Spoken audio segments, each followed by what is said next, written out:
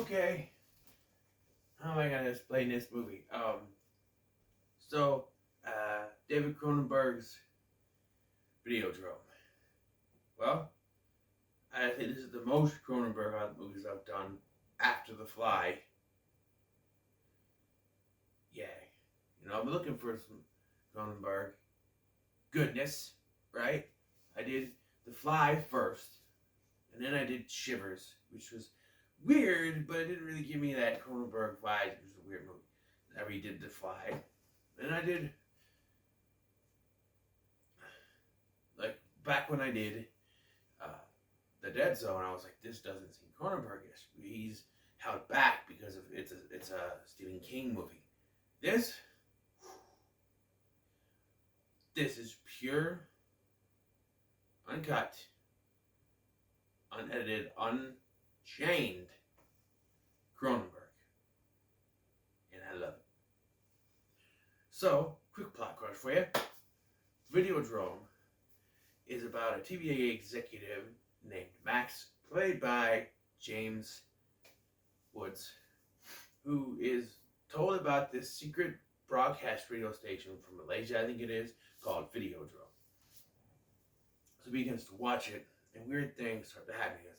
He starts to have hallucinations. His girlfriend gets involved, and some weird things start to happen. And really, I can't really do much more, but he's convinced he wants to put it on his TV screen, on his TV station, and has, it's really trying to figure out where it comes from, sort of, and it just devolves into this whole thing with great special effects, and just it gets the weirder, the longer it goes, the weirder it gets, and the ending.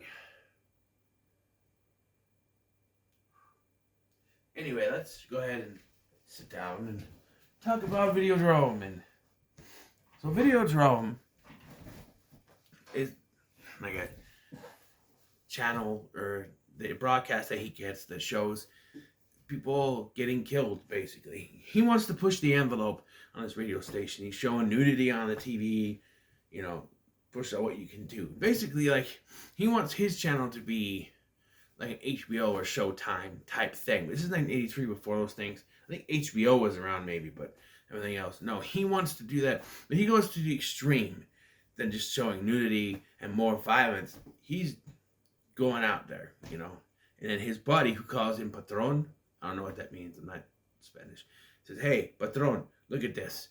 And he shows him this broadcast. And so he's involved in it. His girlfriend gets involved. And best thing I'm going to say about this movie, because, you need an actor. It's basically a one-actor movie. You have side characters here and there, but they don't really matter in the long run.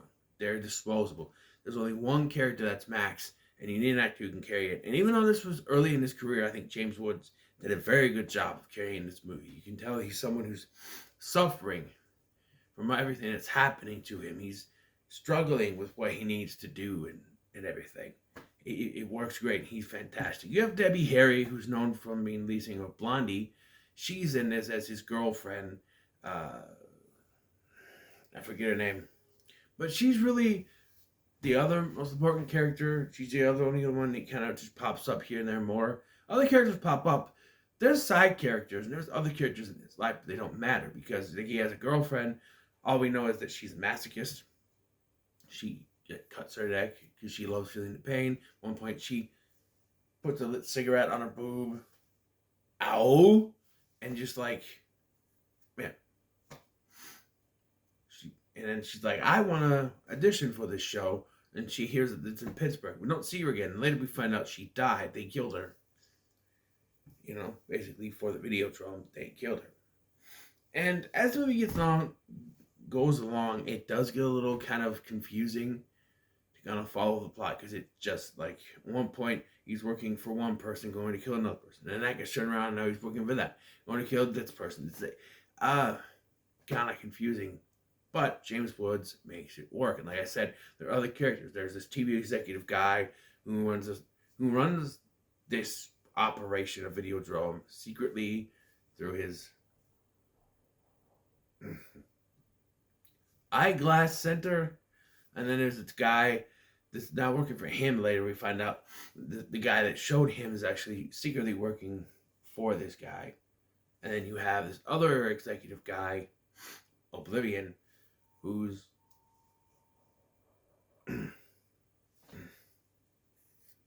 Oblivion, who is supposedly behind it, but he wants nothing to do with it. But he's already, he goes, Max goes there to see him, and he talks with his daughter, the guy's daughter. And it's really weird because later something happens. It's new music, but he talks with his daughter, this guy's daughter. He's like, "I'm here to talk to your father," and he's like, she's like, "He's in there. It's a bunch of VHS tapes.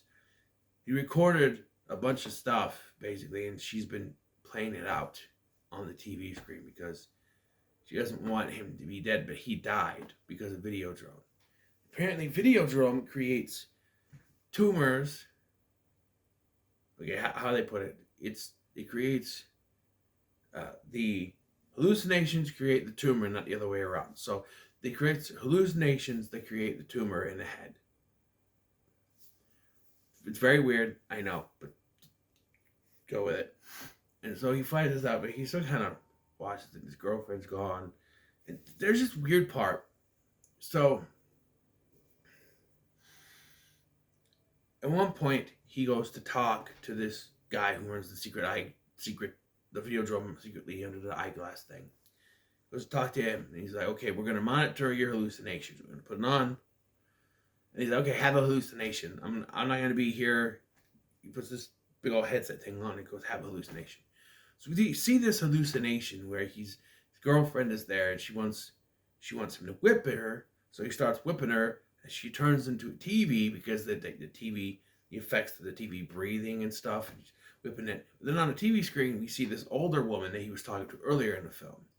And then he wakes up in his bed, and then he finds the dead body of that woman in his bed. And when he calls the guy who calls him Patron to take pictures, she's gone. And then that's when it's eventually revealed that he's in on it with the eyeglass guy. And then they use, I do like the effect here where he's watching it, but he's sitting there in like a gun holster thing. He's got a gun in his hand. He's going like this. And you can see that there's a line on his belly there that's getting redder and redder. And eventually it opens up to be like a slot you would put a VHS in on a VCR, but it's there. And that becomes sort of how they control him later. He pulls a gun out of it. There's great effect where the gun kind of attaches itself to his hand. Effects like that. It's really cool. And like that leads into the ending. But like, so they put this, we got something else ready to put this throbbing VHS in him and program him, say, "Hey, you are this and you kill Oblivion's daughter." And you do it. So this is where it gets weird. He goes in there and he's waiting for her in the dark, and he goes, "Hello, the name is Max, whatever his last, Max Wren. And I am the owner and runner of Civic TV." And I'm like, "But you already met earlier in the film, though." So it's really weird how you introduce himself. Maybe the mind thing. But she reverses it basically and turns it back and says, "You go kill the eyeglass guy." So he goes to the eyeglass shop and he kills the Patron guy by making it believe like he's like, because he's shooting out people. Like he shows up at first and he kills a bunch of people. He goes, he's ordered to go in and kill his two partners, is what he does. He goes in there, he kills them too. Then he pretends like he got shot. "They shot us. They killed us. He says they killed us, but then it doesn't work because he's the suspect then. And again, much like another movie I reviewed earlier, he is a prime suspect. He's on the run. And he's walking out in public and not even getting pointed at. "Oh, hey. Him, no, he's able to walk around because plot convenience. Plot armor, I guess. But he kills those two, and then he goes to kill her, and then she reverses it. Says, "No, you go kill the eyeglass guy." He kills Patron. I don't remember the guy's name. Then he goes and shoots the eyeglass guy, right, plain view of everyone else. And when he shoots him, okay, so when the Patron guy dies, he goes to stick the VHS tape in, and it takes his arm, and there's this weird thing on his arm, and it just explodes. He shoots the eyeglass guy, and it's this weird Cronenbergian effect stuff. Kind of reminds me of Society a little bit with the effects that it does, which is really cool. And then we get the ending to the movie where he runs off to this ship, an abandoned ship in the harbor where homeless people apparently live, and he sits there. No cigarettes, nothing. He sits there. And apparently there's a TV screen where he sees his dead girlfriend talking to him, and she goes, "You got to take the next step." You know, because... okay, so this is really weird. Because she was sort of showing up to work for the bad guys, or the eyeglass guy, bad guys. And then, like, long live the flesh is what they're saying for the Oblivion's daughter, saying long live the flesh. That's what he says when he shoots the eyeglass guy.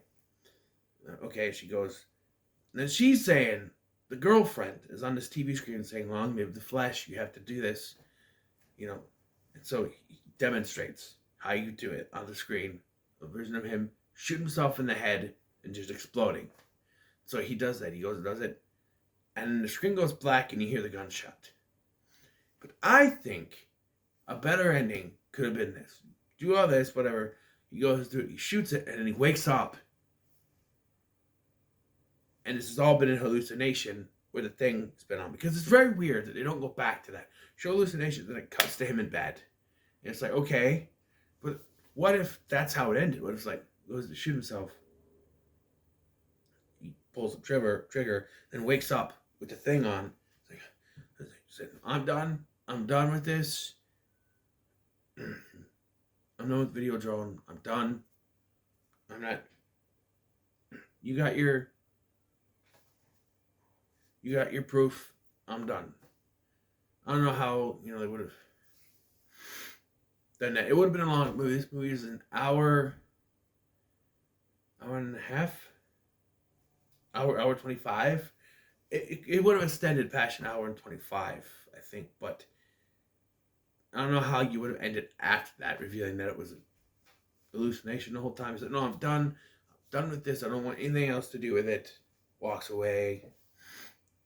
And maybe he still dies or something. I don't know. They find a way to continue film, but that everything that he's seen so far after putting that helmet on has been... his girlfriend's still dead, but, I don't know. It just feels weird to me. But, I still liked it. In fact, I was kind of trying to determine what score I would give this movie. I think I'm going to give it a pretty good. I actually really enjoyed it. It's a weird movie. Maybe not as much rewatch ability. I'll watch it again at some point, but it's pretty good. Yeah. So what are your thoughts on Videodrome? Leave it in the comments below. Make sure to like, share, and subscribe. Thank you for watching. I've been Scotty, and I'll see you in the next one.